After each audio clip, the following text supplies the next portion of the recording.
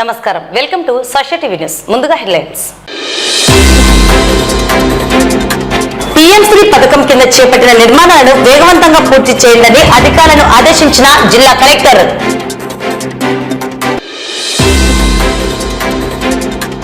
ప్రజా పంపిణీ వ్యవస్థను ఎండియు వాహనాల ద్వారానే పంపిణీ చేయాలని సిఐటియు డిమాండ్.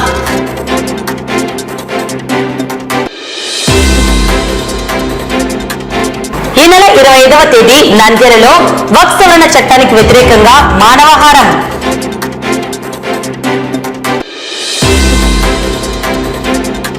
ఈ నెల 25వ తేదీ నుండి 6 రోజులు ఆర్యవైశ్య సంఘం ఆధ్వర్యంలో acupressure medical camp.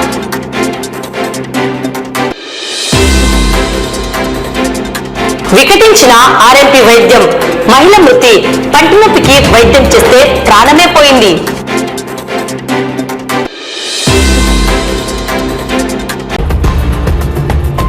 PM Shri ప్రధానమంత్రి స్కూల్స్ ఫర్ రైజింగ్ ఇండియా పథకం కింద జిల్లాలో 40 పాఠశాలల్లో నిర్మిస్తున్న రసాయన ప్రయోగశాల, play grounds, library, kitchen gardens తదితర నిర్మాణ పనులను వేగవంతంగా పూర్తి చేసి విద్యార్థులకు అందుబాటులోకి తీసుకురావాలని జిల్లా కలెక్టర్ రాజకుమారి అధికారులను ఆదేశించారు. శుక్రవారం కలెక్టరేట్లోని వీడియో కాన్ఫరెన్స్ హాల్లో పీఎం శ్రీ స్కూల్స్ ప్రధానమంత్రి స్కూల్స్ ఫర్ రైజింగ్ ఇండియా పథకం కింద చేపట్టిన నిర్మాణాలపై ఎంఈఓలు, ప్రధాన ఉపాధ్యాయులతో జిల్లా కలెక్టర్ సమావేశం నిర్వహించారు. సమావేశంలో సమగ్ర శిక్ష ఏపీసీ ప్రేమంత్ కుమార్, డిఓ జనార్దన్ రెడ్డి తదితరులు పాల్గొన్నారు. ఈ సందర్భంగా జిల్లా కలెక్టర్ మాట్లాడుతూ జిల్లాలో పీఎం శ్రీ ప్రధానమంత్రి స్కూల్స్ ఫర్ రైజింగ్ ఇండియా కింద మొదటి విడత కింద 28 పాఠశాలలు, రెండో విడత కింద 12 పాఠశాలల్లో రసాయన ప్రయోగశాల, ప్లే గ్రౌండ్స్, లైబ్రరీ, ఆర్ఓ ప్లాంట్లు, కిచెన్ గార్డెన్స్ తదితర 144 పనులు మంజూరు అయ్యాయన్నారు.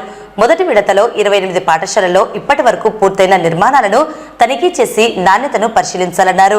పెండింగ్ లో ఉన్న నిర్మాణ పనులు జూన్ 6వ తేదీ నాటికి పూర్తి చేయాలని సంబంధిత ఇంజనీర్లను ఆదేశించారు. పాఠశాలలో నిర్మించిన రసాయన ప్రయోగశాల గోడల మీద రసాయనాల పేర్లతో కూడిన పెయింటింగ్స్ వేయించాలన్నారు. అదేవిధంగా ప్లే గ్రౌండ్స్ నిర్మించే సమయంలో చాలా జాగ్రత్తగా నిర్మాణాలను చేపట్టాలన్నారు. కిచెన్ గార్డెన్స్ కు సంబంధించి ఫెన్సింగ్ పూర్తయిందని, విద్యా సంవత్సరం ప్రారంభమయ్యేలోగా మొక్కలు నాటే కార్యక్రమం చేపట్టాలన్నారు. ఇందుకు హార్టికల్చర్ సిబ్బందిని వినియోగించుకోవాలని కలెక్టర్ సూచించారు. నిర్మాణ పనులపై జూన్ 6వ తేదీన పునఃసమీక్షిస్తానని, అప్పటిలోగా పనులన్నీ పూర్తి చేయాలని కలెక్టర్ ఆదేశించారు. ర్యాంపు నిర్మాణాలకు 3 రోజులు, వర్షపు నీటి నిల్వ కుంటలు, టాయిలెట్స్ ను వారం రోజుల్లో నిర్మించే అవకాశం ఉందని, నాణ్యతలో రాజీ పడకుండా 15 రోజుల్లో పూర్తి చేసేందుకు ప్రత్యేక శ్రద్ధ తీసుకోవాలన్నారు. పాఠశాల ప్రధాన ఉపాధ్యాయులు కూడా స్కూల్స్ కమిటీ వారిని సమన్వయం చేసుకుంటూ నిర్మాణ పనులు త్వరితగతిన పూర్తి చేసేలా చర్యలు తీసుకోవాలన్నారు. ప్రజా పంపిణీ వ్యవస్థను బలోపేతం చేసి ప్రజలకు 9 రకాల నిత్యావసర సరుకులను మొబైల్ డిస్ట్రిబ్యూషన్ యూనిట్ ఎండియు ద్వారానే ప్రజలకు పంపిణీ చేయాలని సిఐటియు నంద్యాల పట్టణ కమిటీ ఆధ్వర్యంలో సిఐటియు కార్యాలయం నుండి సాయిబాబా నగర్, టెక్కేర్, పద్మావతి నగర్, మున్సిపల్ కార్యాలయం, బొమ్మల సత్రం మీదుగా జిల్లా కలెక్టర్ కార్యాలయం వరకు ఎండియు వాహనాలతో భారీ ర్యాలీ చేపట్టి అనంతరం సమస్యలతో కూడిన వినతి పత్రాన్ని జిల్లా రెవెన్యూ అధికారి రాము నాయక్ కు సమస్యలతో కూడిన వినతి పత్రాన్ని ఇవ్వడం జరిగింది. అనంతరం సిఐటియు పట్టణ అధ్యక్ష కార్యదర్శులు లక్ష్మణ్, మహమ్మద్ గౌస్, జిల్లాపాధ్యక్షులు తోటమద్దులు, ఎండియు రాష్ట్ర ప్రధాన కార్యదర్శి కాజా శ్రీనివాసులు మాట్లాడుతూ గత వైసీపీ ప్రభుత్వ హయాంలో వాహనాలను బ్యాంకుల నుండి ప్రతి నెల ఈఎంఐ చెల్లిస్తూ ప్రజా పంపిణీ వ్యవస్థను ప్రజల ఇంటి దగ్గరికి తీసుకువెళ్తూ ప్రభుత్వం ఏ సరుకులు ఇచ్చినా ప్రజలకు అందించడంలో ఎండిఓ ఆపరేటర్ల సేవలు మెరుగైనవని అన్నారు. అటువంటి ఎండియు ఆపరేటర్లను అర్ధాంతరంగా జూన్ 1 నుండి తొలగిస్తున్నామని చెప్పడం చాలా దురదృష్టకరమని తెలిపారు. కూటమి ప్రభుత్వం కేబినెట్ లో తీసుకున్న నిర్ణయం వలన దాదాపు 20,000 మంది కుటుంబాలు రోడ్డున పడ్డాయని, వీరి మీద ఆధారపడిన 80,000 మంది కుటుంబీకులు కూడా ఇబ్బందులు పడుతున్నారని వాపోయారు. కూటమి ప్రభుత్వం అధికారంలోకి వచ్చినప్పటి నుండి ఎవరిని తొలగించాలి, ఏ వ్యవస్థను నాశనం చేయాలనే ఆలోచన చేస్తుంది తప్ప గత ప్రభుత్వం హయాంలో జరిగిన తప్పులను సవరణ చేసి మరింత పటిష్టంగా చేసే ఆలోచన చేయడం లేదని విమర్శించారు.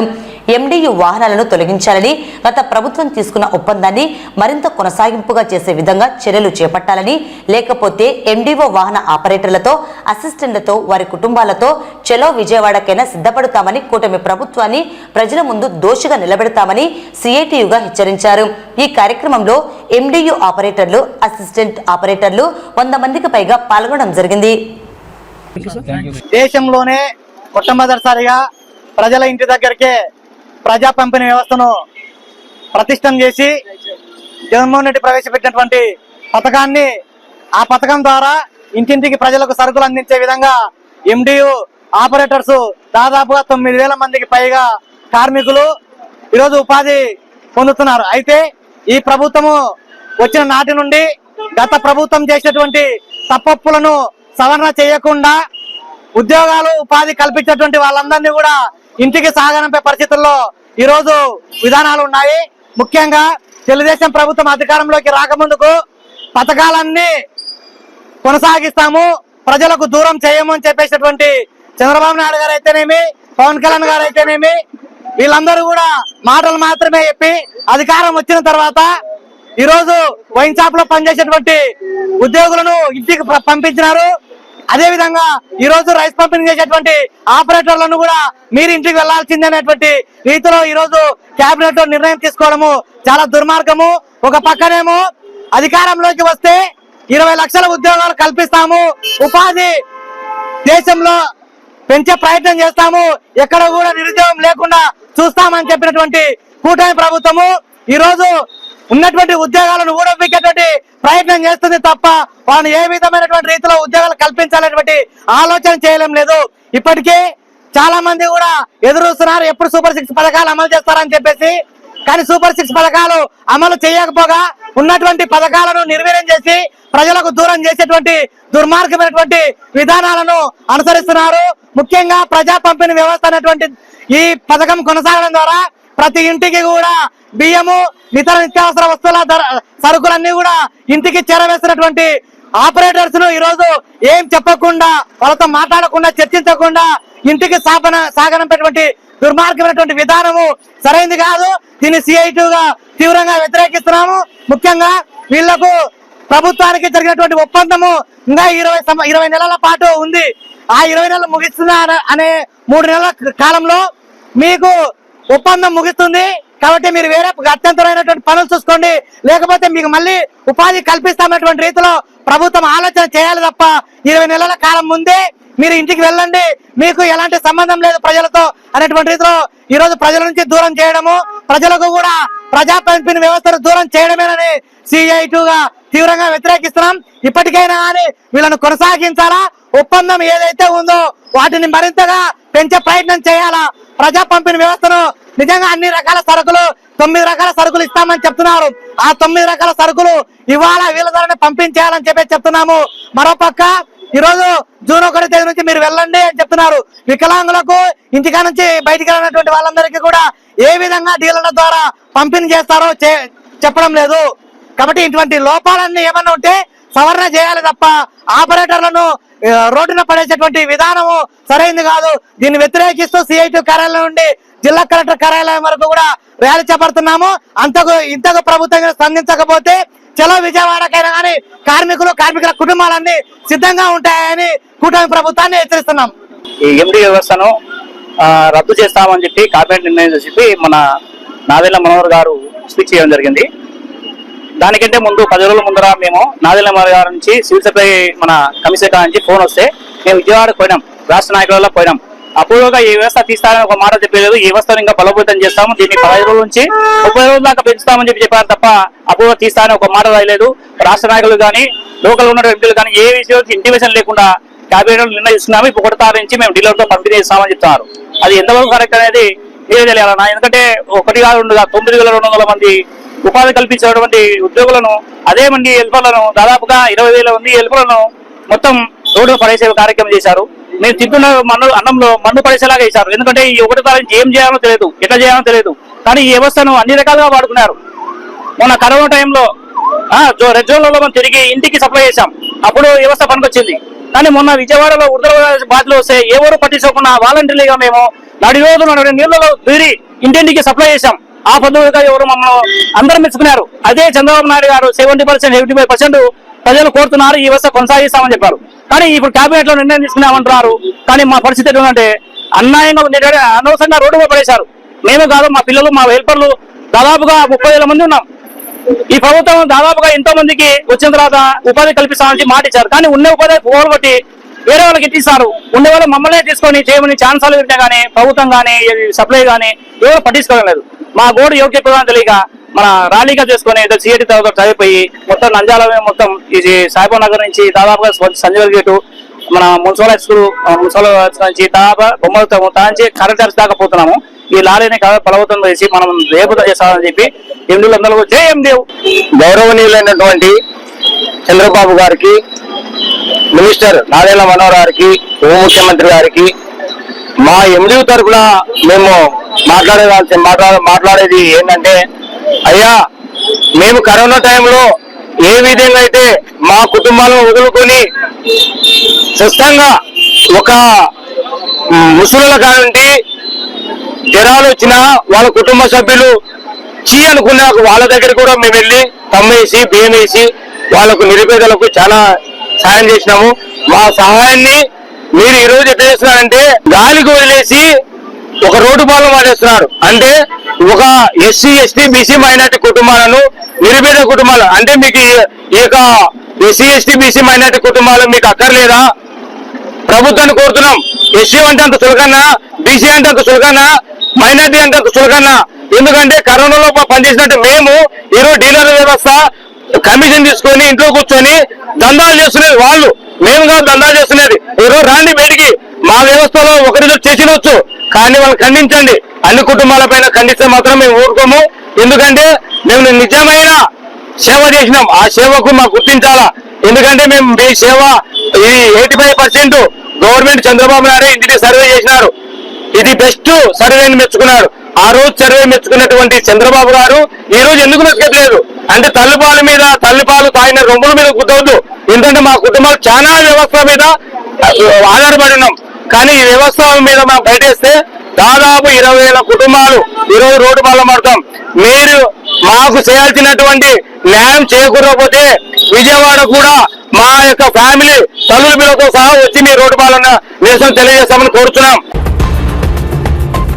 స్థానిక క్రాంతిరేఖ గ్రంథాలయంలో Nandyal Muslim joint action committee convener Maulana Abdullah Rashad ఆధ్వర్యంలో జరిగిన ఎగ్జిక్యూటివ్ బాడీ సమావేశంలో గౌరవ అధ్యక్షులు Abules Abdul Sammad, co convener Mastan, SDPI Ejaz, AIMIM Ayub, Maulana Idris, Zubair Basha, Hanif, Abdul Khuddus తదితరులు పాల్గొన్నారు. వక్ఫ్ సవరణ చట్టం 2025కు వ్యతిరేకంగా all India Muslim personal law board వారి ఆదేశాల మేరకు Nandyal Muslim joint action committee మరియు మజ్లిసుల్ ఉలేమా వల్ ఐమా ఆధ్వర్యంలో ఈ నెల 25వ తేదీ ఆదివారం మధ్యాహ్నం 2 గంటల నుండి 2:30 గంటల వరకు మానవాహారంను శాంతియుతంగా నిర్వహించాలని నిర్ణయం తీసుకున్నారు. వారు మాట్లాడుతూ ఈ కార్యక్రమంలో నంద్యాలలో గల అన్ని మసీదుల ఇమాములు, ఉలేమాలు, మసీదు పెద్దలు, రాజకీయ నాయకులు, మేధావులు, ప్రజాస్వామ్యవాదులు, లౌకికవాదులు పాల్గొని దీన్ని విజయవంతం చేయాలని కోరారు. మానవహారం నిర్మించే ప్రదేశాలను తెలుపుతూ తాము ఒక రూట్ మ్యాప్ ను అన్ని మసీదులకు పంపించామని, కావున మసీదులోని మరియు ఆ ప్రాంత యువత మరియు కార్యకర్తలు దీన్ని అనుసరించి ఆ రోజున తమ మహిళలు మరియు కుటుంబ సభ్యులతో సహా మానవహారంలో తప్పక పాల్గొని కేంద్ర ప్రభుత్వం ముస్లిం ప్రజల అభిష్టానికి వ్యతిరేకంగా తీసుకువచ్చిన నల్ల చట్టాలను నిరసించాలని కోరారు. వ్యాప్తంగా మానవహారం అని దీని ఉద్దేశం ఏమనగా, ఈ మానవహారం ప్రతి ఒక్కరు తమ అందరూ వచ్చి చేతులు పట్టుకొని రోడ్డుకు ఒక మూలగా నిలబడి ట్రాఫిక్ ఇబ్బంది కలిగించకుండా తమ నిరసన తెలియజేయడం. దీని ద్వారా మనము ఏదైతే ఈ బీజేపీ గవర్నమెంట్ ఉందో వీరికి ఒక మెసేజ్ ఇవ్వదలుచుకున్నాము. ఈ వక్ఫ్ సవరణ చట్టానికి భారతదేశంలోని ప్రజలందరూ వ్యతిరేకంగా ఉన్నారనే మెసేజ్ కోసమే ఈ మానవహారం ఏర్పాటు చేయడం జరిగింది. అందులో భాగంగానే మన నంద్యాల పట్టణంలో కూడా మేము సోషల్ మీడియా ద్వారా మరియు ఇరాల ద్వారా కూడా దీని యొక్క రూట్ మ్యాప్ కూడా ఇచ్చాము. ప్రతి ఒక్కరూ తమ ఇళ్ల నుండి బయటకు వచ్చి రేపు మధ్యాహ్నం అనగా ఆదివారము మధ్యాహ్నం 2 గంటల నుండి 2:30 గంటలు, ఒక అర్ధగంట మీ విలువైన సమయాన్ని కేటాయించి ఈ యొక్క మానవహారం ప్రోగ్రామ్ ను విజయవంతం చేయడం మనందరి బాధ్యత. ముఖ్యంగా ఏదైతే రూట్ మ్యాప్ ఇచ్చామో కేవలం ఆ రూట్ మ్యాప్ లో మాత్రమే, ఎక్కడైతే మీ ఇల్లు దగ్గరగా ఉంటుందో ఆ రూట్ మ్యాప్ దగ్గరకు వచ్చి అక్కడ మాత్రమే నిలబడి ఈ ప్రోగ్రామ్ ని మానవహారాన్ని సక్సెస్ చేయండి. దాంతో పాటు ప్రతి ఒక్కరు తమ యువకులు ఉన్నారో ఆ ఏరియాలో వాలంటీర్ గా మీరు ముందుకు వచ్చి అక్కడ ఒక అర్ధగంట వరకు ఆ యొక్క కార్యక్రమాన్ని పర్యవేక్షించి అక్కడ ఏదైనా నీళ్ల సదుపాయం కానీ మరి ఏదైనా అవసరం ఉన్న వాళ్ళకు అక్కడి యువత ముందుకు వచ్చి వాళ్ళకు సహాయం చేయవలసిందిగా కోరుతున్నాము.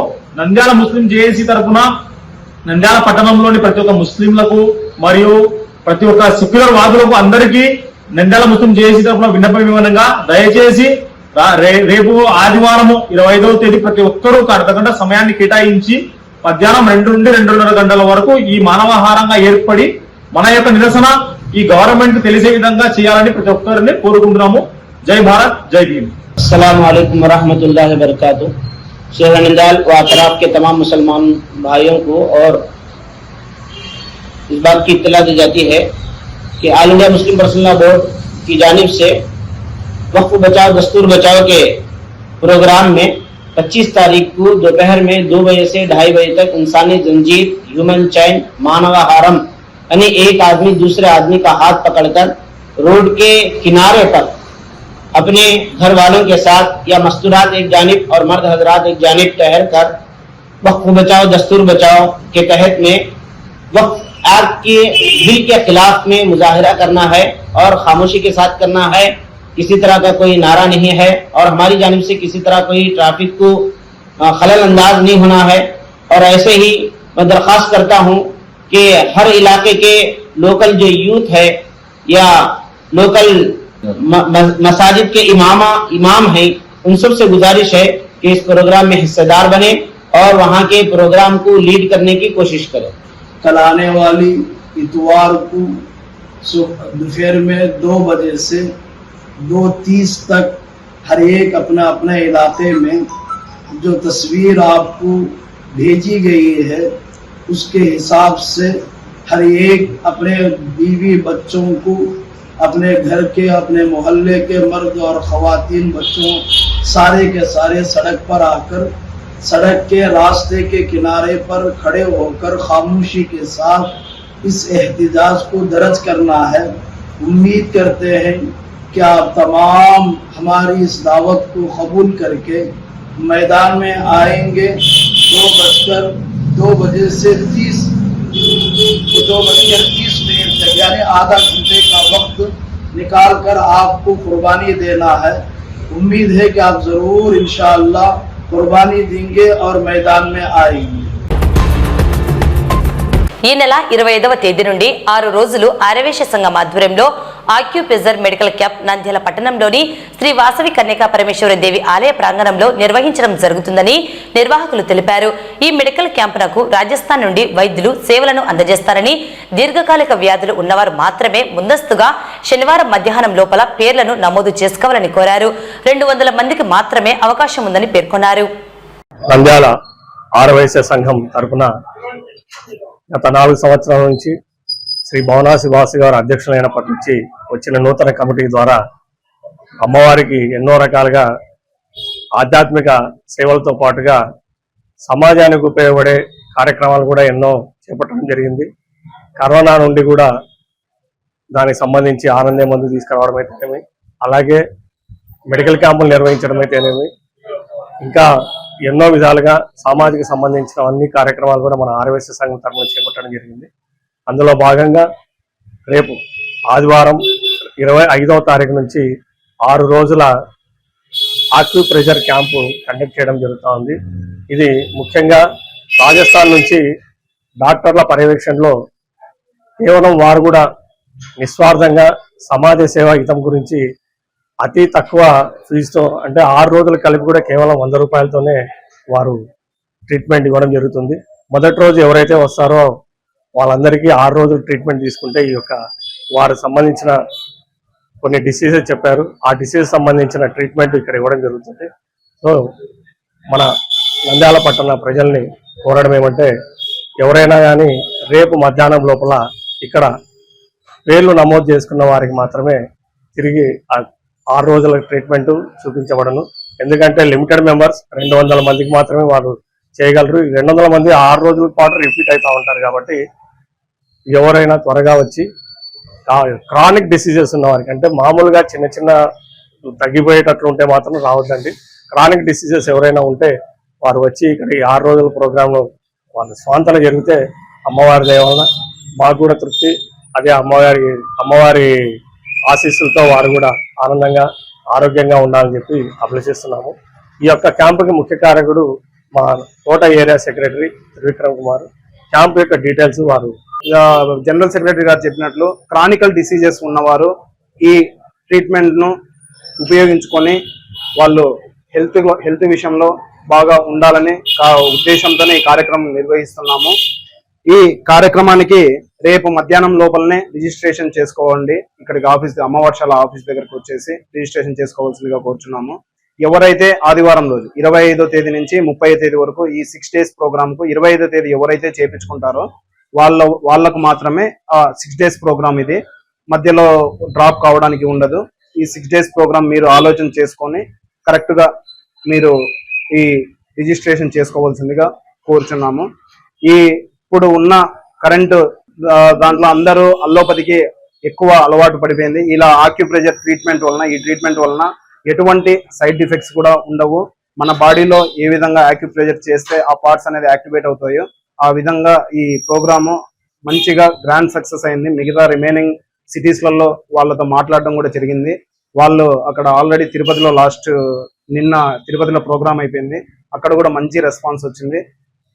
అందుకు వాళ్ళతో కనుక్కొని అన్ని విధాలుగా బాగుందనే ప్రోగ్రామ్ ఉద్దేశంతోనే ఈ కార్యక్రమం శ్రీ వాసవి ఆర్యవైశ్య సంఘం తరఫున మా చెప్పిన వెంటనే ప్రెసిడెంట్ గారు భవనాసి శ్రీనివాస గారు యాక్సెప్ట్ చేయడము, టీం అంతా కూడా యాక్సెప్ట్ చేసి విత్ ఇన్ 2 days లో ఈ ప్రోగ్రామ్ డిజైన్ చేయడం జరిగింది.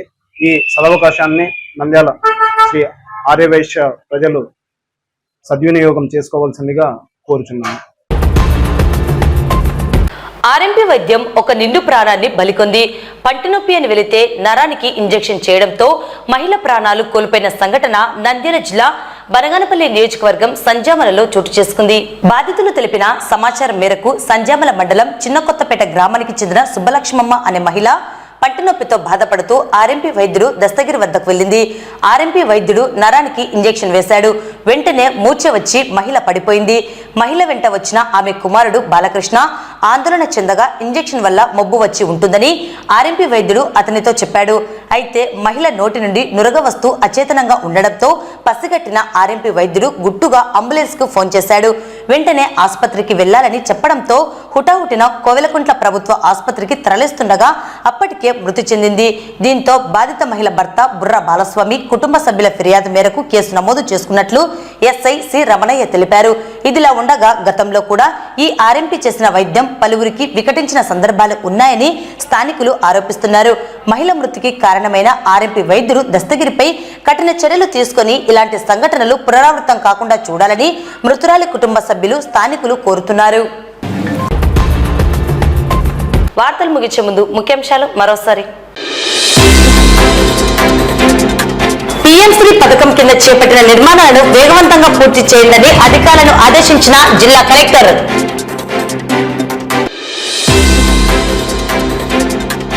ప్రజా పంపిణీ వ్యవస్థను ఎండియు వాహనాల ద్వారానే పంపిణీ చేయాలని సిఐటియు డిమాండ్.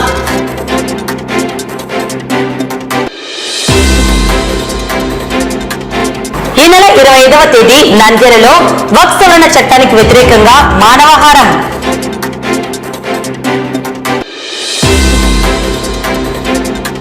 ఈ నెల 25వ తేదీ నుండి 6 రోజులు ఆర్యవైశ్య సంఘం ఆధ్వర్యంలో ఆక్యుప్రెషర్ మెడికల్ క్యాంప్.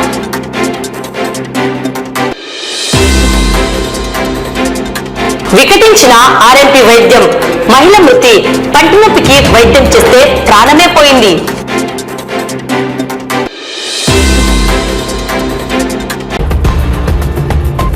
ఈ వార్తలు ఇంతటితో సమాప్తం. నమస్కారం.